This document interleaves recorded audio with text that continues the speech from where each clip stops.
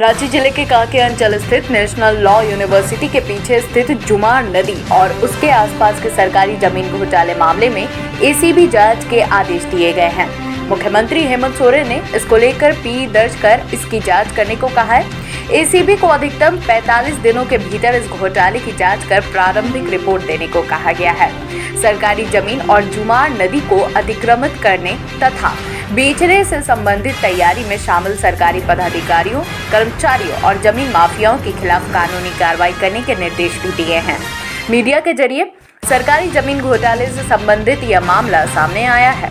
Media ने इस बात को उजागर किया था कि कांके लॉ कॉलेज से सटे रिंग रोड के किनारे करीब 25 एकड़ जमीन को प्लॉटिंग कर बेचने की तैयारी की जा रही है।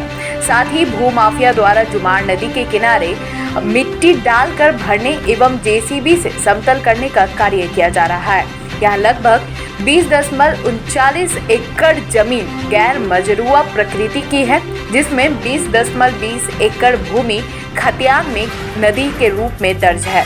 राज्य के उपायुक्त ने यह मामला सामने आने के बाद अपर समाहर्ता से इसकी जांच कराई। अपर समाहर्ता ने जांच के बाद उपायुक्त को अपनी रिपोर्ट सौंपी। इस रिपोर्ट में उन्होंने कहा कि यहाँ की कुछ खाता संख्या के अंतर्गत आने वाले कुछ प्लॉट बकास्त बुईहरी जमीन खतियान में दर्ज है और खाता संख्या 142 प्लॉट संख्या 2309 गैर मजरूआ मालिक प्रकृति की भूमि है, जो बिरसा एग्रीकल्चर यूनिवर्सिटी के लिए अर्जित है। साथ ही लगभग 20.39 एकड़ जमीन मजरूआ मालिक प्रकृति की है। नदी के रूप में दर्ज 20.20 एकड़ जमीन के अंश भाग पर रिवर व्यू गार्डन के प्रोप्राइटर कमलेश कुमार द्वारा मिट्टी भरवा कर समतलीकरण का कार्य कराया जा रहा है। रिपोर्ट में कहा गया है कि जमीन माफिया द्वारा सरकारी जमीन के अतिक्रमण में कांके अंचल के अंचल पदाधिकारी की संलिप्तता से इनकार नहीं किया जा सकता है। सरकारी जमीन का संरक्षण होने के बावजूद भी अंचल अधिकारी अल कुमार द्वारा सरकारी जमीन और नदी को भरने के मामले को नजरअंदाज करना कहीं न कहीं उनके शामिल होने को इंगित करता है। इतना ही नहीं, कांके अंचल अधिकारी द्वारा इस साल 10 नवंबर को ईमेल के माध्यम से प्रतिबंधित भूमि को जो सूची उपलब्ध कराई गई है, उसमें उपरोक्त सरकारी भूमि को प्रतिबंधित सूची में नहीं डाला गया है, जिसमें भूमाफियाओं द्वारा कब्जा किया जा रहा है। 2 गड्ढों वाले शौचालय के बारे में सुना है? नहीं सुना। आइए समझाते हैं।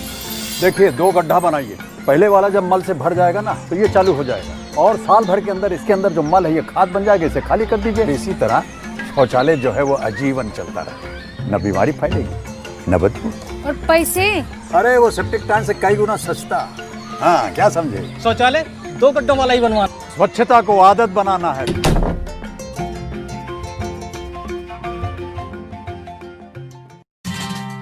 Want to see something hot? क्या तुम्हारे ठुमके में है मेरे वाला दम? जोश पर आए, अपना ठुमका लगा दुनिया हिला चैलेंज अपलोड करें और हर हफ्ते जीतें 25 लाख तक के इनाम।